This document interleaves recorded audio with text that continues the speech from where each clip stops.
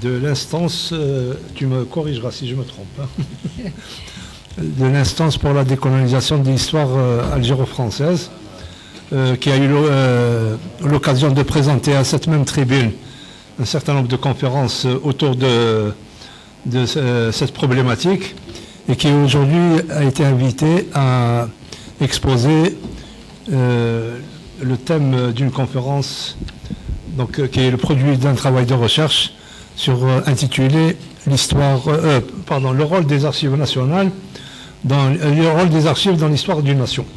Et bien entendu, il y a de très larges références à la situation qui prévaut dans notre pays. Peut-être pourrait suggérer à Maître Benbraham de nous dire quels sont les mécanismes pour récupérer donc toutes les archives qui sont à l'extérieur de ce pays, et pas seulement d'ailleurs en France, mais beaucoup dans d'autres pays, à commencer par exemple par la Syrie, où on sait que d'importantes archives sont encore détenues par ce pays, des archives qui avaient été déposées par l'imam Abdelkader, donc peut-être qu'on peut suggérer à Maître Benbraham de nous dire où sont ces archives-là qui sont à l'extérieur du pays et quels sont les mécanismes prévus pour en assurer la récupération, et la parole est à elle. Je vous remercie et je vous présente tous mes voeux pour les fêtes de l'Aïd, mais je vous les présente également en anticipé pour les fêtes de fin d'année. Notre thème aujourd'hui est effectivement le rôle des archives dans l'histoire d'une nation. Nous avons choisi cet intitulé parce que une nation qui ne connaît pas son histoire ne sait pas où elle va. Et l'histoire d'une nation doit se baser sur des références pour construire cette histoire. Et ces références ont besoin de documents. Et ces documents sont archivés. Donc les archives ont un rôle extrêmement important. En fait, les archives sont une sorte d'extrait de naissance d'une nation. Si aujourd'hui, je voudrais connaître l'histoire de l'Empire ottoman et le rôle de la régence d'Alger sur l'Empire ottoman, où dois-je récupérer mes documents? Pardon. Monsieur, peut-être leur demander de venir. Peut-être si vous pouvez avancer un petit peu d'un rang au moins. Juste, on va demander des volontaires.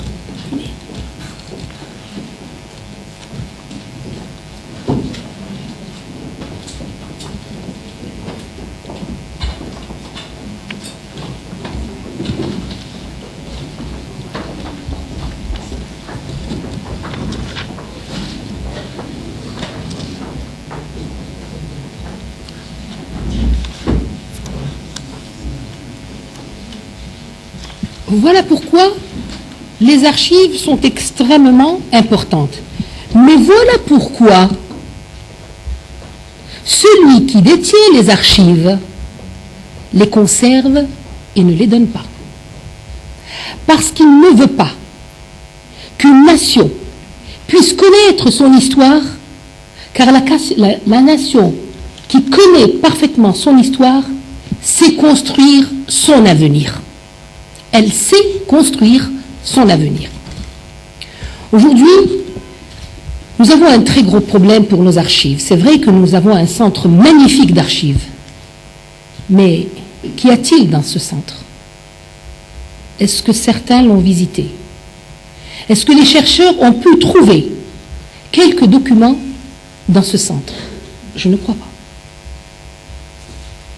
Donc la question se pose. Où sont nos archives? Nos archives sont un petit peu éparpillées à travers le monde. J'en ai trouvé quelques-uns aux États-Unis. Et je me suis posé la question, que sont-ils allés faire aux États-Unis? C'est des originaux. C'est des documents d'une très grande importance des conventions, des relations diplomatiques, des contrats qui ont été rédigés entre l'Algérie, conclus entre l'Algérie et les États-Unis pendant la période ottomane. Extrêmement important.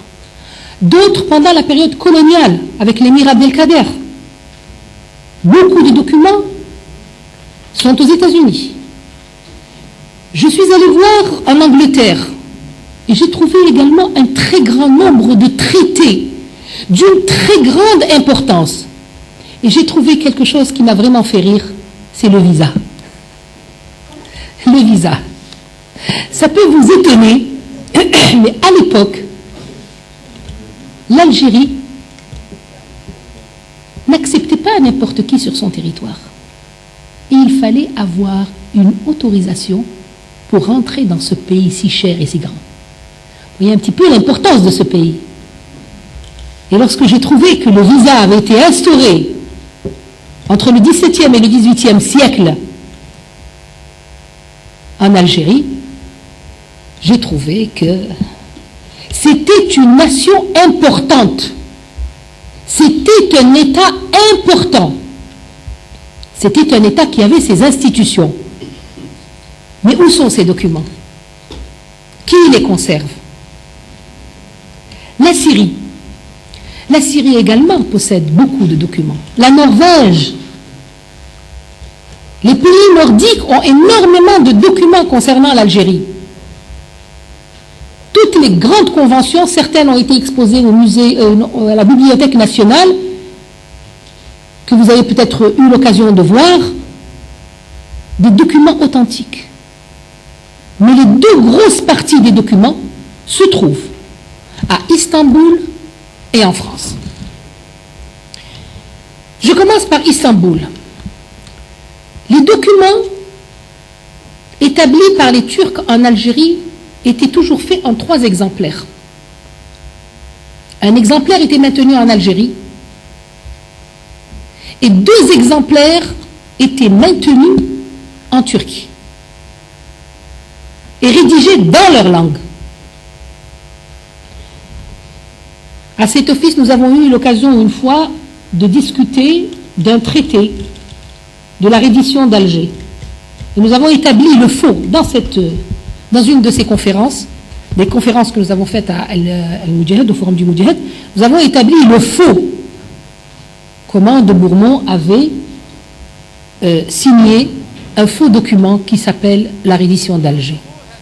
Grâce à l'écriture de l'époque. Donc, en Turquie, nous avons un très très grand patrimoine, nous avons des archives extrêmement importantes que les Turcs sont disposés à nous remettre. Que les Turcs sont disposés à nous remettre.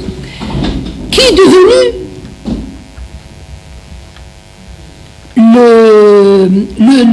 l'exemplaire qui était maintenu à Alger? Eh bien, ces documents ont été transportés dans 2 bateaux en France par de Bourmont. Et parmi ces documents, il y a l'état civil des Algériens. Si aujourd'hui je veux savoir comment se déroulait le statut personnel en Algérie, je ne peux pas l'avoir dans mon propre pays. Mais si je vais en France, on peut peut-être, je dis bien peut-être me le donner. Nous avons actuellement une dame qui est en train de faire un travail extraordinaire à Constantine sur l'état civil en Algérie. Et elle nous a appris, sur la base de quelques documents que nous avons eu la chance de voir, elle nous a montré et elle nous a démontré comment était tenu l'état civil à l'époque.